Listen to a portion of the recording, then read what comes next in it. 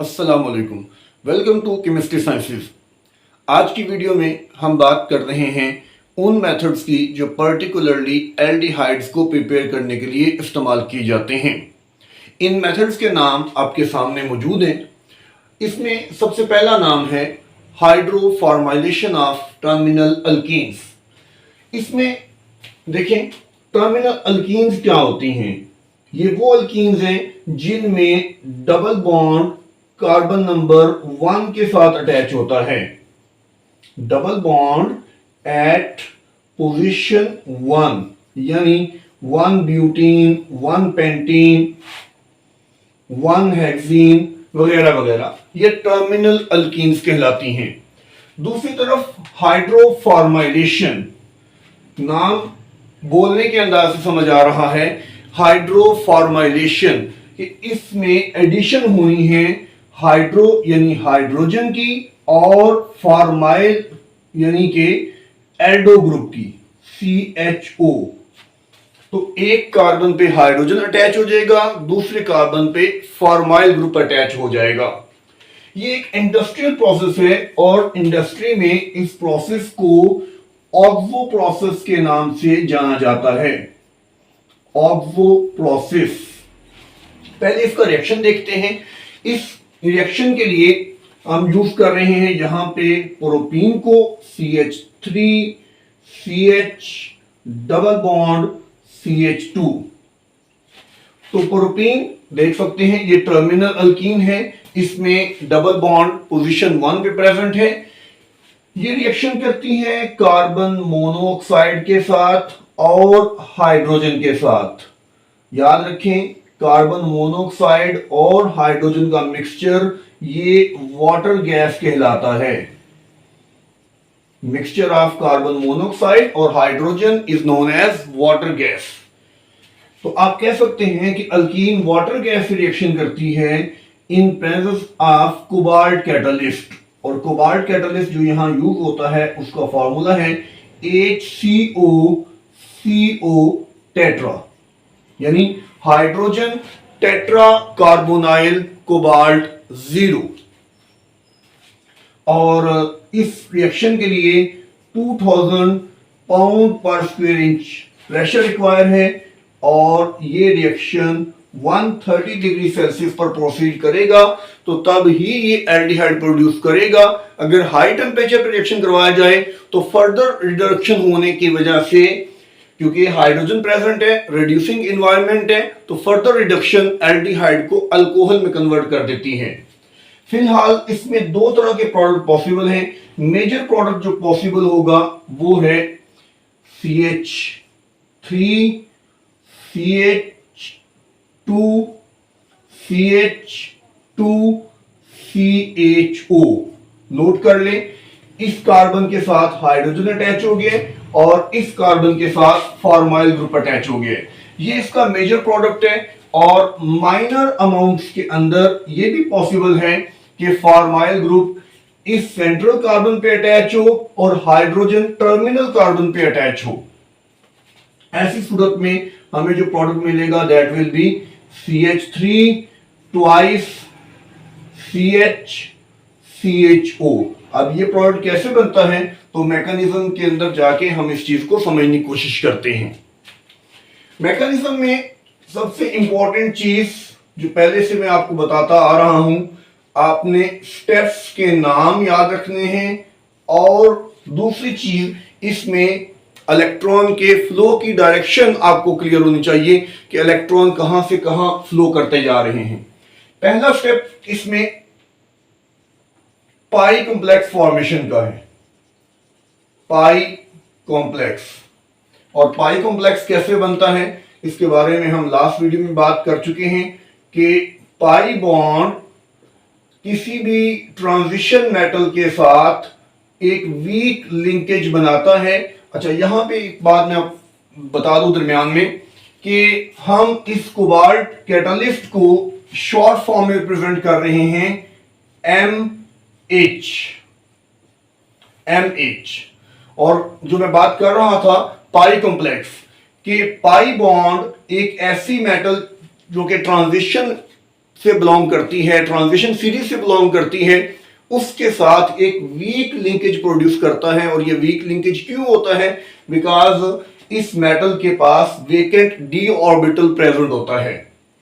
तो सबसे पहला स्टेप है कि पाई कॉम्प्लेक्स बनता है, और स्टेप नंबर 2 है जिसे हम कह रहे हैं यहां पे हाइड्रोमेटालेशन।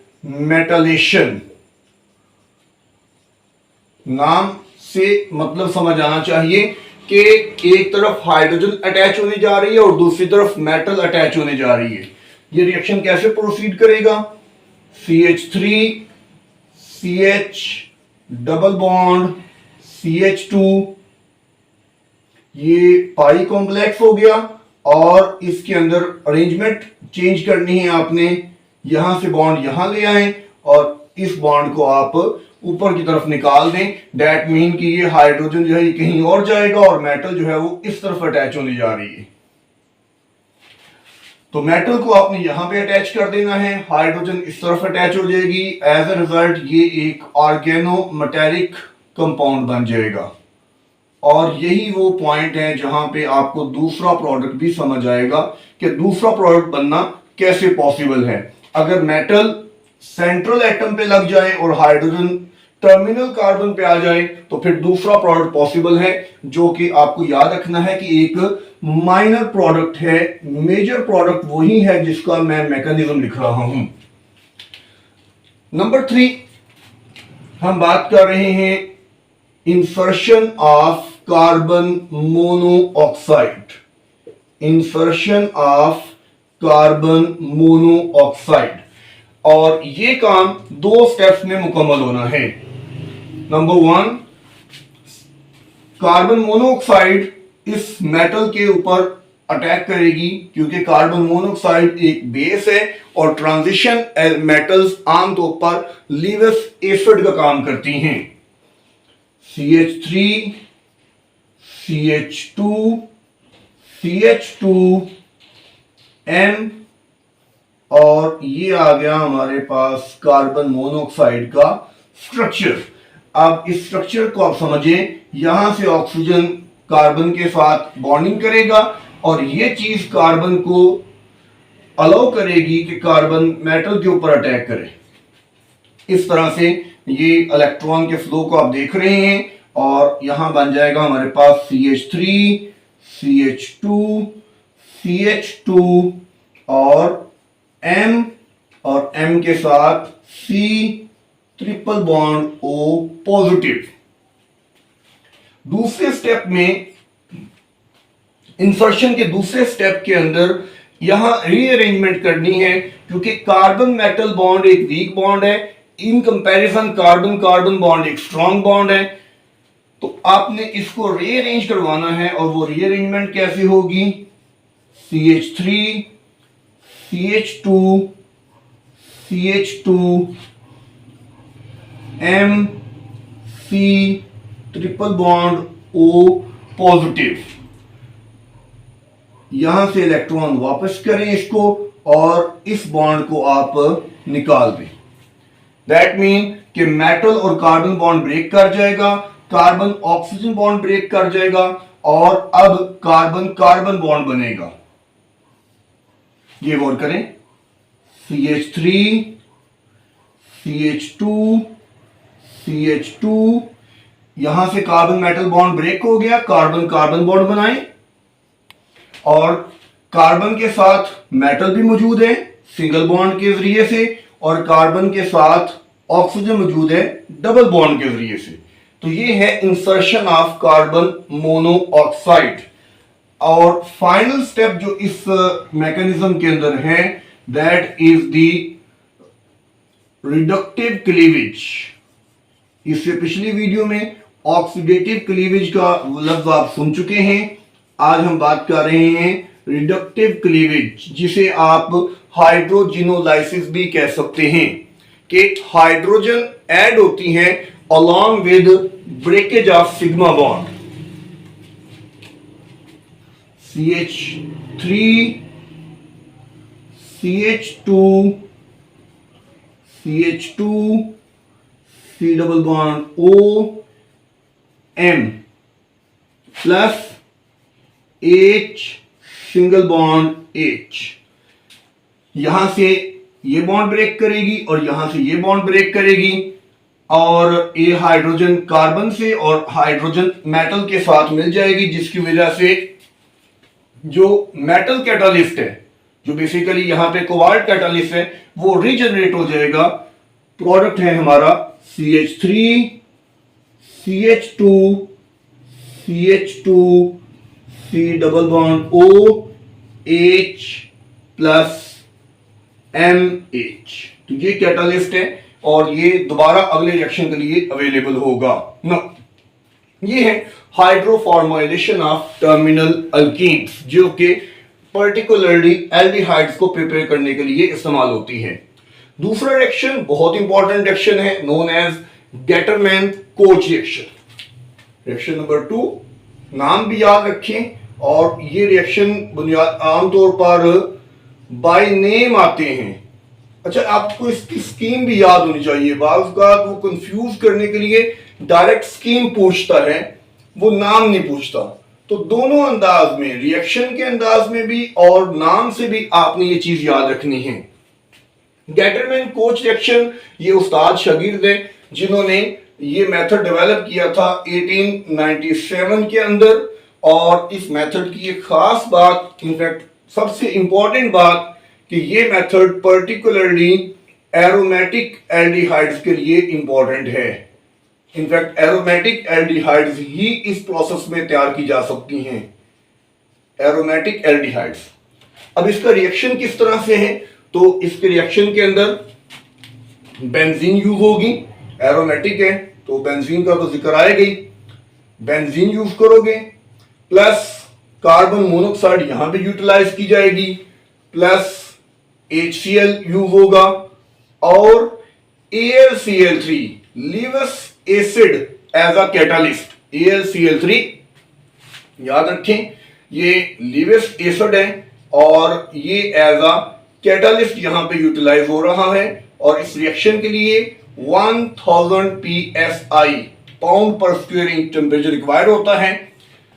ओवरऑल रिजल्ट क्या है? ओवरऑल रिजल्ट इसके अंदर फॉर्माइलेशन ऑफ बेंजीन, के बेंजीन के ऊपर फॉर्माइल ग्रुप CHO ग्रुप जुड़ जाता है।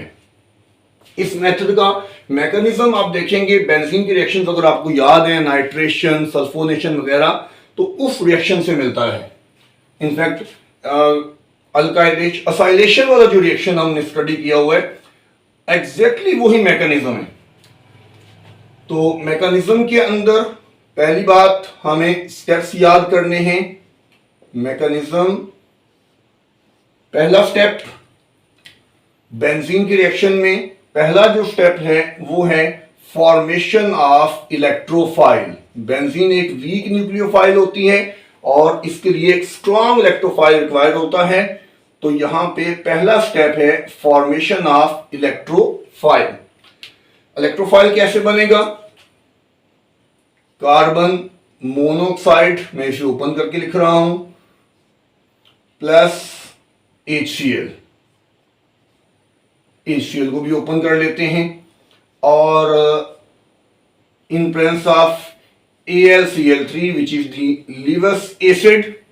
नाउ स्ट्रक्चर कार्बन मोनोऑक्साइड का हमें याद हो गया, ये यहां पे आएंगे इलेक्ट्रॉन और ये अटैक करेगा हाइड्रोजन पर, जिसकी वजह से क्लोराइड को यहां से रिप्लेस की जाएगा। ये क्लोराइड AlCl3 से मिलकर AlCl4 नेगेटिव प्रोड्यूस करेगा। स्ट्रक्चर ऑफ द इलेक्ट्रोफाइल क्या है? HC triple bond O with positive charge plus AlCl4 negative. अब ये इलेक्ट्रोफाइल फर्दर रिएक्शन के लिए अवेलेबल होगा, जिसे हम कहते हैं attack of electrophile. Number 2, attack of electrophile. Benzene पर ये इलेक्ट्रोफाइल अटैक करने जा रहा है, मिक्सअप होने से बचाइएगा दोनों को। Benzene plus electrophile HC triple bond O positive, यहां से आप अटैक करवाएं कार्बन पे और ये बॉन्ड ब्रेक हो जाएगा, जिसके नतीजे में प्रोडक्ट बनेगा बेंजीन। इनफैक्ट वो अब अरेनियम आयन बच जाएगा विद पॉजिटिव चार्ज, और ये बेंजीन का हाइड्रोजन आ गया और यहां पे हमारे पास आ गया C डबल बॉन्ड OH। अब अगला स्टेप वो हम जानते हैं, दैट इज दी डीप्रोटोनेशन, जिसके अंदर अरेनियम आयन दोबारा से बेंजीन रिंग में कन्वर्ट हो जाएगा। डीप्रोटोनेशन, प्रोटॉन को रिमूव करना है। किस तरह से? ये benzene ring with positive charge arenium ion, hydrogen C double bond OH, यहां से आप इलेक्ट्रॉन यहां पे शिफ्ट कर दें और H पॉजिटिव की फॉर्म में हाइड्रोजन यहां से निकलेगी, बेंजीन रिंग रिप्रोड्यूस हो जाता है और ये इसके ऊपर फॉर्माइल ग्रुप लगा हुआ है प्लस H पॉजिटिव। ये H पॉजिटिव AlCl4 से अटैच होकर AlCl3 को रीजनरेट करवाता है, AlCl4 नेगेटिव, और ये बन जाता है हमारे पास HCl प्लस AlCl3। तो ये है गेटरमैन कोच रिएक्शन और उसका मैकेनिज्म। और इस मेथड में आप देखिए कि कार्बन मोनोऑक्साइड यूटिलाइज होती है। कार्बन मोनोऑक्साइड का एक प्रॉब्लम ये है कि ये कलरलेस ओडोरलेस गैस है और इसकी डिटेक्शन एक मुश्किल काम है।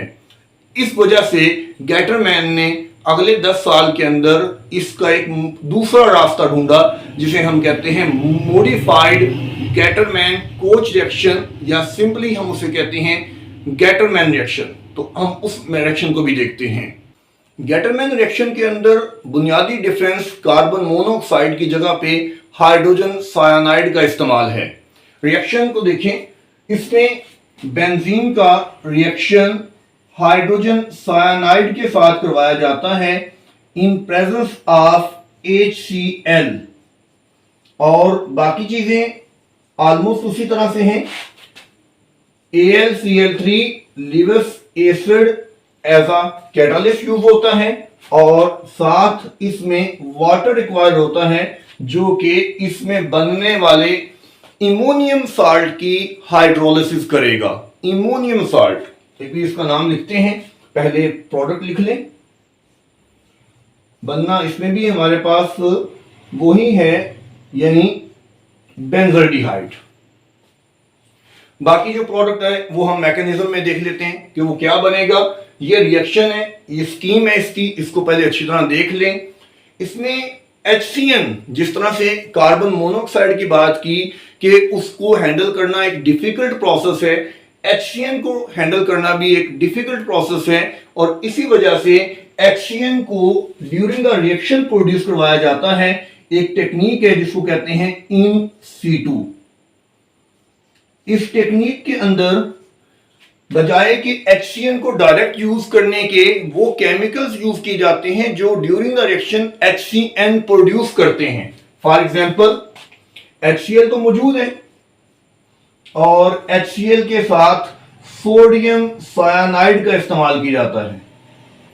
तो सोडियम सायानाइड और HCl पहले आपस में रिएक्शन करेंगे और इनके रिएक्शन करने से NaCl बनेगा और साथ HCN बनेगा।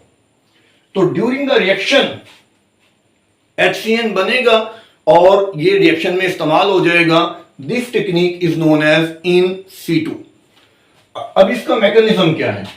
तो मैकेनिज्म में सबसे पहले वही चीज है कि हमें एक इलेक्ट्रोफाइल की रिक्वायरमेंट है। पहला step, formation of electrophile, formation of electrophile. और वो इलेक्ट्रोफाइल यहां पे कैसे बन रहा है? HCN का स्ट्रक्चर नोट करें, HC triple bond N with lone pair plus HCl in presence of AlCl3। Simply यहां से अटैक करवाएंगे, ये क्लोराइड यहां से रिमूव हो जाएगा और AlCl3 इसको हेल्प करेगा। So we have HC triple bond NH with positive charge plus AlCl4 negative. तो ये यहां पे एज अ इलेक्ट्रोफाइल अमल करता है। सो दूसरा स्टेप है attack of electrophile. Attack of electrophile. Now benzene के साथ ये रिएक्शन हम बहुत दफा प्रैक्टिस कर चुके हैं और हमें इसे करने में कोई इशू नहीं आना चाहिए। HC triple bond NH with positive charge, यहां से इलेक्ट्रॉन यहां शिफ्ट करें और इधर से इलेक्ट्रॉन यहां शिफ्ट हो जाएंगे। स्ट्रक्चर को बनाते वक्त एहतियात से काम लें। बेंजीन का रिंग बनाएंगे लेकिन यहां पॉजिटिव चार्ज देंगे, इधर हाइड्रोजन है और यहां पे डबल बॉन्ड NH और यहां पे H। नेक्स्ट स्टेप यहां से थोड़ा सा डिफरेंट होने जा रहा है जो पिछले मैकेनिज्म में हमने देखा है, और इसको जरा ध्यान से समझिएगा। ये तीसरा स्टेप है प्रोटॉन शिफ्ट का। हम जा रहे हैं प्रोटॉन शिफ्ट की तरफ। और प्रोटॉन शिफ्ट क्या चीज है कि हाइड्रोजन उसी मॉलिक्यूल से निकलकर उसी मॉलिक्यूल के किसी दूसरे एटम के साथ जाके मिल जाता है, जिसे हम टॉटोमरिज्म भी कहते हैं। प्रोटॉन शिफ्ट किस तरह से हो रही है? बेंजीन रिंग बनाया जाएगा, C double bond NH single bond H positive charge, यहां से ये हाइड्रोजन रिमूव हो रहा है। मैं इसको इस अंदाज में लिखूंगा प्लस माइनस H पॉजिटिव, कि यहां से H निकला और जाके N को मिल गया, जिसकी वजह से ये जो आपके पास प्रोडक्ट आ गया, this is immonium salt NH2 with positive charge. This is immonium salt कह लें, आयन कह लें, क्योंकि पॉजिटिव है तो इसका नेगेटिव भी होगा और पॉजिटिव नेगेटिव मिलकर साल्ट बनाते हैं। ये इसका नेगेटिव पार्ट है और ये खुद पॉजिटिव है, तो इमोनियम साल्ट यहां बनता है। इसको अच्छी तरह आपने याद रखना है। इस इमोनियम साल्ट की हाइड्रोलिसिस होती है, जिसके लिए हमने यहां पानी इस्तेमाल किया हुआ है। तो हाइड्रोलिसिस आपने कैसे करानी है? देखें नंबर 4 पे, attack of water. Attack of water, पानी किस तरह से अटैक करेगा? स्ट्रक्चर बनाते हैं इमोनियम साल्ट की या इमोनियम आयन की। स्ट्रक्चर बनाएं, C double bond NH2 with positive charge and H plus water आया। और पानी के पास आप जानते हैं कि इलेक्ट्रॉन मौजूद होते हैं ऑक्सीजन के अंदर, और ये अटैक करते हैं कार्बन पर, जिसकी वजह से यहां से आपने बॉन्ड ब्रेक करना है और जो स्ट्रक्चर प्रोड्यूस होगा वो इस तरह से होगा, C single bond NH2 H और यहां पे आ जाएगा हमारे पास OH2 पॉजिटिव। अब नेक्स्ट दोबारा से प्रोटॉन शिफ्ट आ रहा है। स्टेप नंबर 5 हम बात कर रहे हैं प्रोटॉन शिफ्ट की। तो याद रखें स्टेप नंबर 3 भी प्रोटॉन शिफ्ट का है और स्टेप नंबर 5 भी प्रोटॉन शिफ्ट का है। तो आप इस मैकेनिज्म को डबल प्रोटॉन शिफ्ट मैकेनिज्म के नाम से याद रखेंगे, ताकि आपको याद रहे कि ऐसा और कोई मैकेनिज्म हमने अभी तक स्टडी नहीं किया हुआ। इनफैक्ट जो थर्ड सेमेस्टर का कोर्स है उसमें भी ऐसा कोई मैकेनिज्म नहीं था। नोट करें प्रोटॉन शिफ्ट किस तरह से होने जा रही है। NH2H और ये आ गया हमारे पास OH2 पॉजिटिव, और प्रोटॉन शिफ्ट करानी है। यहां से प्रोटॉन निकालें और इसको दे दें। As a result, the product will be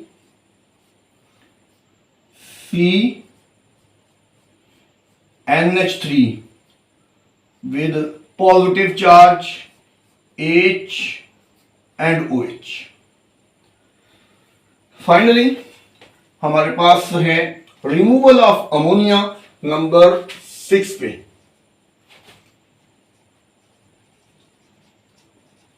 removal of NH3 ammonia. Note करिएगा, ये स्ट्रक्चर है NH3 पॉजिटिव H और ये आ गया हमारे पास OH। ऑक्सीजन से इलेक्ट्रॉन कार्बन को दें और कार्बन जो है बदले में नाइट्रोजन को बाहर निकाल देगी। तो स्ट्रक्चर हमारे पास बन जाता है कुछ इस तरह से, double bond OH with positive charge और इधर आ गया हमारे पास H। The last step which is the step number 7, it is the deprotonation. जो प्रोटॉन अब एक एक्स्ट्रा बच गया हुआ है स्ट्रक्चर के अंदर, उसको बाहर निकालें और ये आपका प्रोडक्ट तैयार है, डीप्रोटोनेशन। तो स्टेप्स के नाम याद रखें और स्टेप्स के अंदर स्ट्रक्चर्स के अंदर होने वाली इलेक्ट्रॉन मूवमेंट को याद रखें। अगर आप इतना काम कर लेंगे तो आपके लिए ये बहुत ही आसान हो जाएगा। यहां से इलेक्ट्रॉन ऑक्सीजन को प्रोवाइड करें, ऑक्सीजन का पॉजिटिव चार्ज खत्म हो जाएगा and we will have benzaldehyde, C double bond O H plus H positive. अब ये H पॉजिटिव, ये अमोनिया जो यहां पे इस स्टेप में रिमूव हुई है, और वो AlCl4 नेगेटिव। नोट करिएगा, H positive plus NH3 plus AlCl4 negative. तो ये बन जाएगा हमारे पास एक ammonium salt, NH4 positive AlCl4 negative. तो ये कैटालिस्ट का जो है यहाँ पे कॉम्प्लेक्स बन गया है जिसको खत्म करवाया जा सकता है ताकि ये कैटालिस्ट दोबारा से रिएक्शन में प्रोसीड कर सके, हिस्सा ले सके। तो गेटरमैन रिएक्शन जो कि गेटरमैन कोच रिएक्शन की मॉडिफिकेशन है, ये 1907 में परफॉर्म की गई और इस मेथड के अंदर भी एरोमेटिक एल्डिहाइड ही प्रोड्यूस हो रही है। नंबर 3 पे है हमारे पास oxidation of methyl benzene.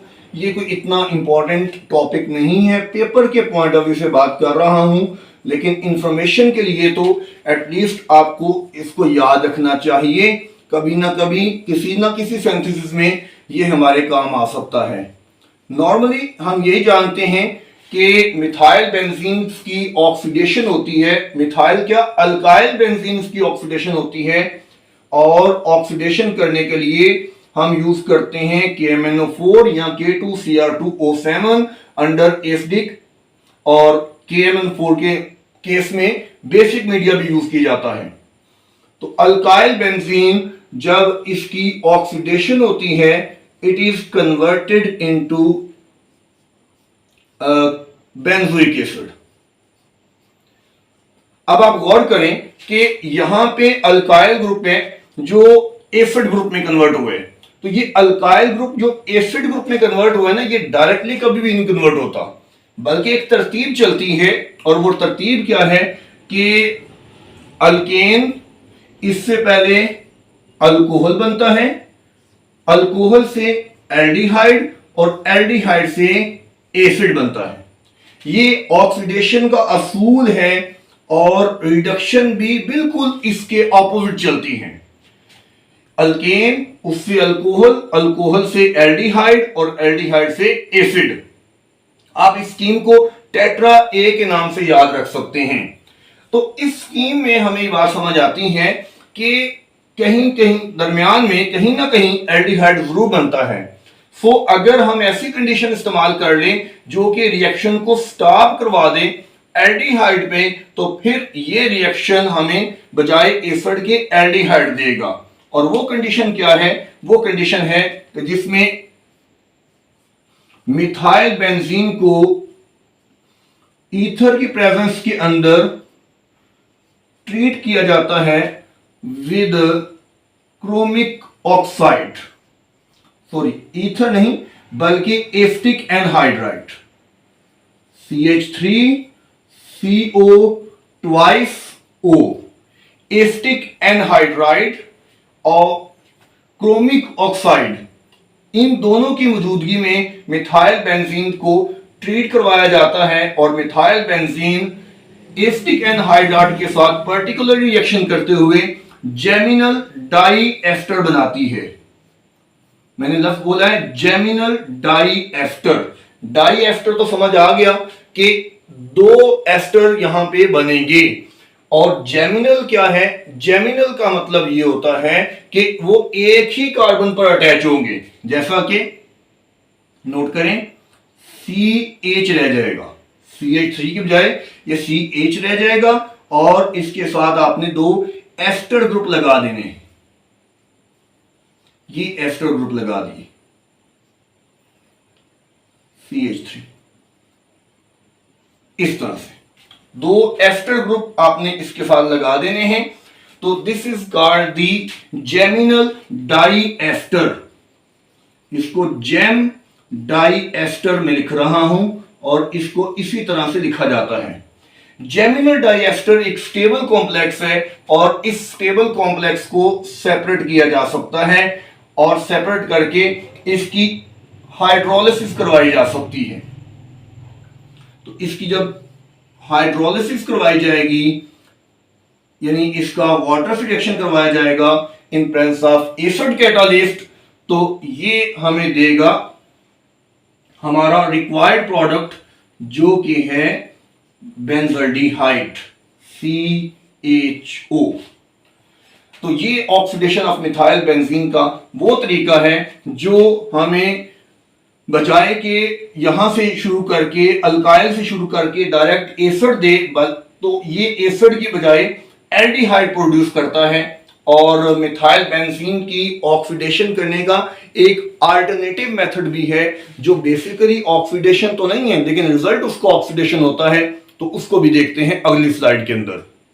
Oxidation of methyl benzene में दूसरा मेथड दरअसल हैलोजिनेशन का मेथड है। हम जानते हैं कि alkyl benzene like toluene halogen के साथ रिएक्शन करती है in presence of UV ultraviolet radiation, और इस रिएक्शन के अंदर एडिशनिंग जैसे कि बेंजीन आमतौर पर करती है सब्स्टिट्यूशन होती है और वो सब्स्टिट्यूशन भी पर्टिकुलरली अल्काइल ग्रुप पर होती है और ये रिएक्शन कंट्रोल भी किया जा सकता है with the number of mole of chlorine. 1 मोल से रिएक्शन करवाया जाए, 2 मोल से करवाया जाए या 3 मोल से करवाया जाए और उसके अंदर एक क्लोरीन अटैच होती है, 2 अटैच होती हैं या 3 अटैच होती हैं। तो ये रिएक्शन 2 दफा करवाया जाएगा जिसके नतीजे में जेमिनल डाइहैलाइड बनेगा। जेमिनल डाइहैलाइड CHCl2, CHCl2 जेमिनल डाइहैलाइड बनेगा और इस जेमिनल डाइहैलाइड की हाइड्रोलिसिस ऑफ जेमिनल डाइहैलाइड ये प्रोड्यूस करेगी बेंजल्डिहाइड CHO। अब देखें कि इसमें एक प्रोसेस हैलोजिनेशन का है जो बेसिकली सब्स्टिट्यूशन रिएक्शन है, दूसरा हाइड्रोलिसिस है, लेकिन ओवरऑल ये प्रोसेस ऑक्सीडेशन का है क्योंकि इन कंपैरिजन कार्बन के साथ से हाइड्रोजन रिड्यूस हो गए हैं और कार्बन के अंदर ऑक्सीजन अटैच हो गई है। तो रिमूवल ऑफ हाइड्रोजन भी ऑक्सीडेशन है और एडिशन ऑफ ऑक्सीजन भी ऑक्सीडेशन है। तो ये ऑक्सीडेशन का प्रोसेस इस लिहाज से कहलाता है।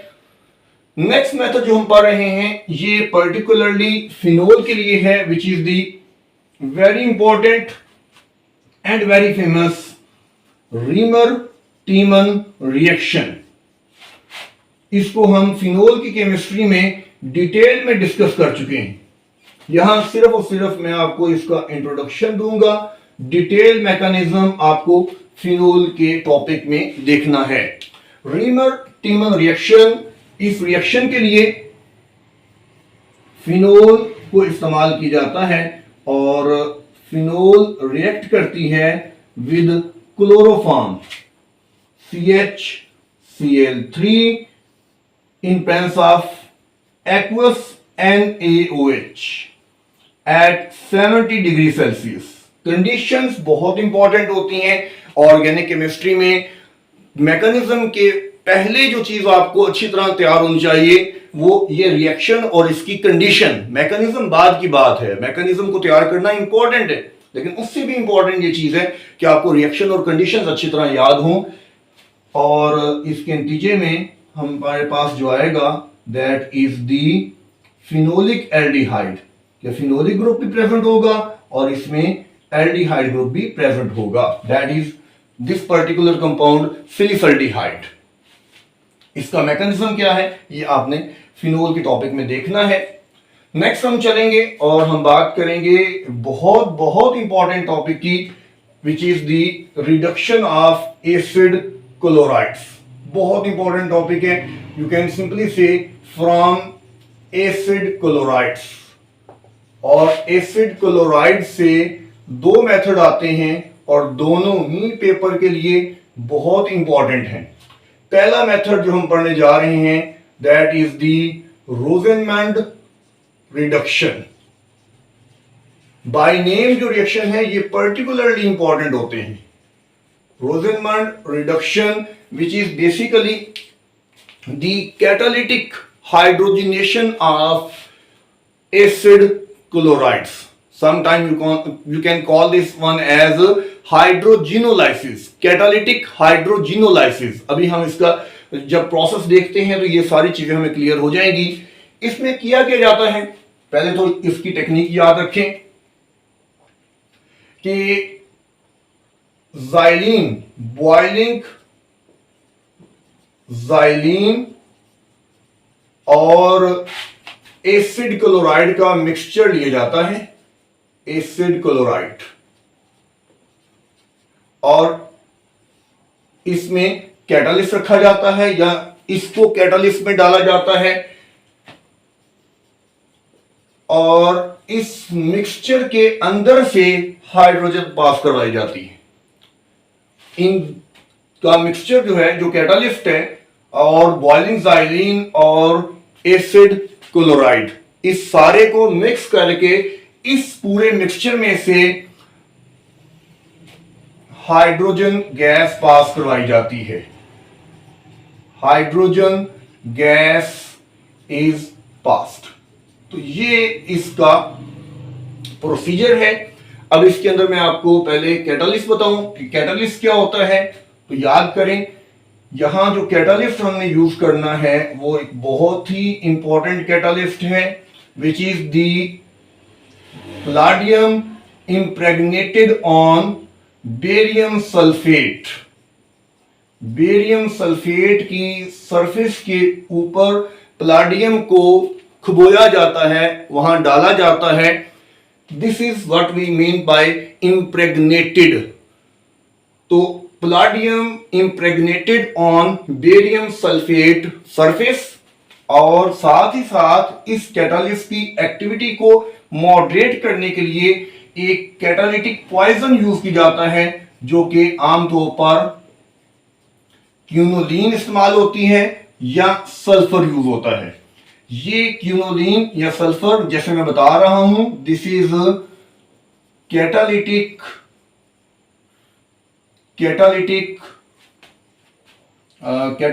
पॉइजन। ये कैटालिटिक पॉइजन है जो कि इस कैटालिस्ट की एक्टिविटी को मॉडरेट करता है, वगरना ये कैटालिस्ट इतना पावरफुल है कि ये एसिड क्लोराइड से पहले एल्डिहाइड बनाएगा और एल्डिहाइड की फर्दर रिडक्शन करके अल्कोहल बना देगा। मोर ओवर यहां बेरियम सल्फेट यूज करने का भी एक मकसद यही है ताकि पैलेडियम उस प्रोडक्ट के बनने के बाद उसको आसानी से रिलीज कर दे। ये ना हो कि एक दफा एल्डिहाइड बन गई और एल्डिहाइड को भी वो पकड़े रखे ताकि उसकी फर्दर रिडक्शन करके उसको अल्कोहल में चेंज कर दे। तो यहां उतना काम नहीं हो रहा जितना उसको रोकने वाले हैं, कि जो उसको एल्डिहाइड पे स्टॉप करवा रहे हैं कि एल्डिहाइड पे रुकना है, एल्डिहाइड पे रुकना है, एल्डिहाइड से आगे अल्कोहल नहीं बनानी। तो ये हमारा बहुत इंपॉर्टेंट कैटालिस्ट है, इसको अच्छी तरह याद रखें। अब आए इस रिएक्शन की तरफ कि ये रिएक्शन है क्या। रिएक्शन बहुत ही आसान है, मैं आपके सामने रिएक्शन स्कीम लिख रहा हूं। हम बात कर रहे हैं एसिड क्लोराइड की, और यहां पे मैं एक एरोमेटिक एसिड ले रहा हूं, COCl प्लस H2, palladium impregnated on barium sulphate, और सॉल्वेंट है ज़ाइलीन। इसके साथ quinoline as a poison use करेंगे, कैटालिटिक पॉइजन, और बॉइलिंग के लिए 110 टेम्परेचर रखा जाएगा। सिंपल रिएक्शन है, हाइड्रोजन क्लोरीन को रिप्लेस करेगी। बेसिकली यहां पे हाइड्रोजिनोलाइसिस हो रही है, addition of hydrogen with bond cleavage, as a result aldehyde बनता है, विच इज जो कि यहां पे तो बेंजल्डिहाइड है, और साथ HCl प्रोड्यूस होता है, और इस HCl को रिमूव कर दिया जाता है साथ साथ by the passage of hydrogen gas. कि हाइड्रोजन गैस जब फ्लो करती है तो वो अपने साथ HCl को भी उड़ा के ले जाती है। तो ये प्रोसेस है, ये रिएक्शन है जिसको आपने देखना है। इसका मैकेनिज्म भी बहुत ही आसान है, सरफेस केमिस्ट्री इसमें इन्वॉल्व है। मैकेनिज्म के अंदर मैं जस्ट इसकी शेप आपके सामने बनाता हूं, आप उसको समझने की कोशिश करें।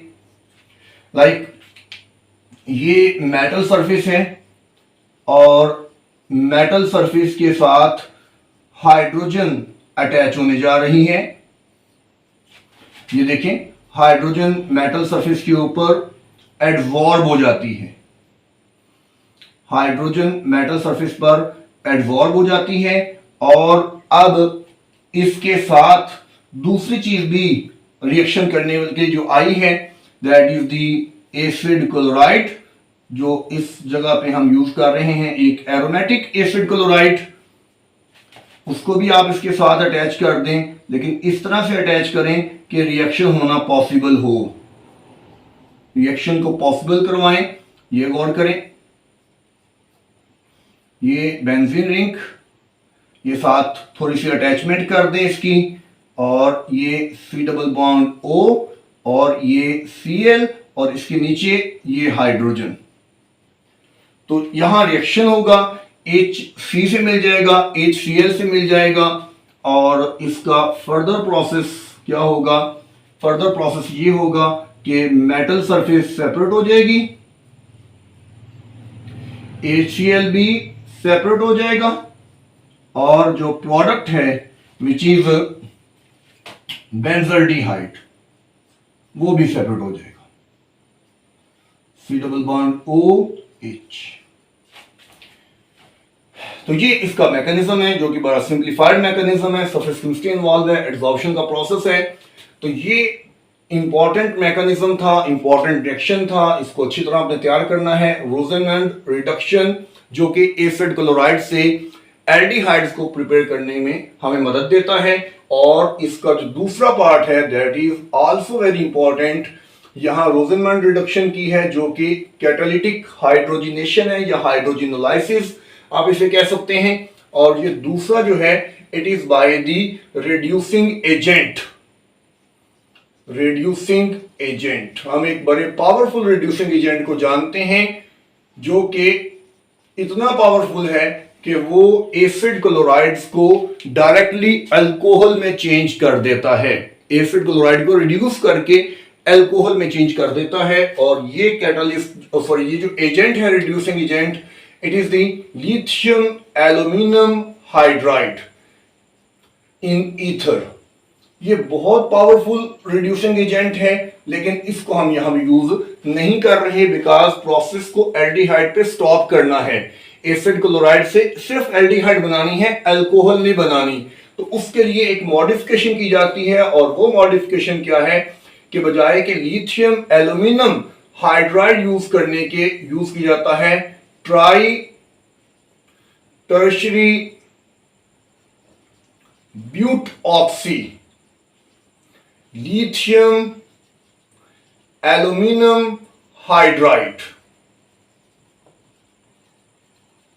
ये कैटालिस्ट यूज की जाता है, सॉरी रिड्यूसिंग एजेंट यूज की जाता है। इसका नाम याद रखें, फॉर्मूला भी चले मैं यहां लिख देता हूं, लिथियम एल्यूमिनियम, एक हाइड्रोजन बचेगा और इसके साथ लगेगा ट्राई ब्यूट ऑक्सी, ये इसका फॉर्मूला है। Lithium sorry tri butoxy lithium aluminium hydride, जो कि एक मॉडरेट रिड्यूसिंग एजेंट है और ये एसिड क्लोराइड को रिड्यूस कर सकता है, लेकिन अप टू एल्डिहाइड्स उसके आगे ये इस प्रोसेस को सपोर्ट नहीं करता। ये कैटालिस्ट कैसे बनता है? इस कैटालिस्ट को बनाने के लिए लिथियम एल्यूमिनियम हाइड्राइड, इसको टर्शरी ब्यूटाइल अल्कोहल के 3 मोल्स के साथ रिएक्शन करवाया जाता है इन प्रेजेंस ऑफ ईथर। उसके नतीजे में लिथियम एल्यूमिनियम, एक हाइड्रोजन बचता है और साथ लग जाता है tertiary butoxy tri, plus hydrogen remove होती है। तो इस प्रोसेस के नतीजे में ये एजेंट बनता है और ये एजेंट यूटिलाइज किया जाता है अंडर लो टेम्परेचर और ये एसिड क्लोराइड को रिड्यूस करता है। R C double bond O Cl, lithium aluminium hydride tri tertiary butoxy. ठीक है, पहले ये बोलना है, बाद में उसको बोलना है। ईथर की प्रेजेंस में रिएक्शन करना है -78 डिग्री सेल्सियस। और नतीजा क्या होगा? नतीजा बिल्कुल सिंपल है, R C double bond OH, aldehyde बन जाएगी। मैकेनिज्म देखें, बहुत आसान 2 स्टेप का मैकेनिज्म है, बिल्कुल भी मुश्किल नहीं है।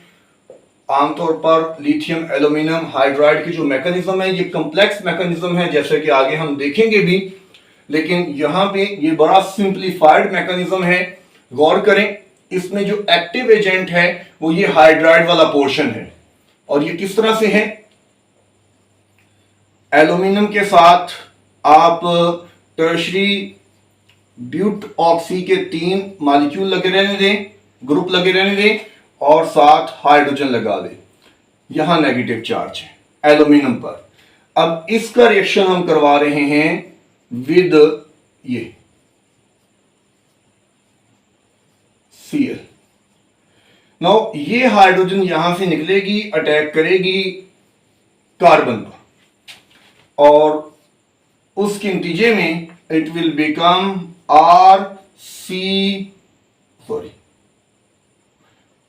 O negative H and Cl plus ये ग्रुप आजाद हो जाएगा, एल्यूमिनियम ट्राई ब्यूट ऑक्साइड इस फॉर्म में, टर्शरी ब्यूट ऑक्साइड। अब ये जो एक हमारे सामने ये चीज आ गई है, ये बड़ी आसानी से अब इसमें से क्लोराइड को रिमूव कर लिया जाएगा। ये स्टेप नंबर 1 है मैकेनिज्म का, इंपॉर्टेंट है। नंबर 2 पे आ जाते हैं और ये हमारे पास है RCO नेगेटिव, Cl और H, यहां से इलेक्ट्रॉन यहां दें और क्लोराइड को यहां से निकाल दें। क्लोराइड जाके लिथियम से मिल जाएगा और लिथियम क्लोराइड बन जाएगा। प्रोडक्ट देखें, RC double bond OH plus Cl negative. तो ये रिएक्शन है रिड्यूसिंग एजेंट के इस्तेमाल से एसिड क्लोराइड की रिडक्शन करने का। Very important with the paper point of view, इसको अच्छी तरह आपने तैयार करना है। फाइनली हम चलते हैं नंबर 6 की तरफ और ये है नाइट्राइल से हमने प्रिपरेशन करनी है। नाइट्राइल्स वो कंपाउंड्स होते हैं जिनमें CN ग्रुप पाया जाता है। CN साइनाइड इनऑर्गेनिक में कहलाता है, ऑर्गेनिक में इसको नाइट्राइल कहते हैं। स्ट्रक्चर इनका कुछ इस तरह से होता है। नोट करें, गेटरमैन रिएक्शन के अंदर हमने HCN हाइड्रोजन साइनाइड यूज किया था, यहां नाइट्राइल का नाम हम यूज कर रहे हैं।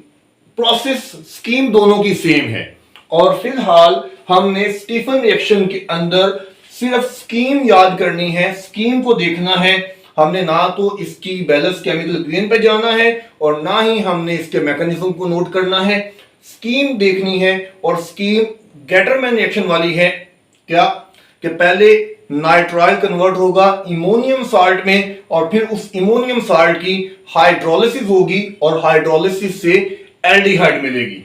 नोट करें, स्कीम नोट करनी है आपने। ये नाइट्राइल है और नाइट्राइल का पहले रिएक्शन होता है HCl के साथ, सिंपल एडिशन होती है और एक हाईली अनस्टेबल स्पीशी बनती है जिसका फॉर्मूला कुछ इस तरह से है RC डबल बॉन्ड NHCl। ये आप नोट करें, यहां एडिशन हुई है, H और N मिल गए हैं, Cl और C मिल गए हैं।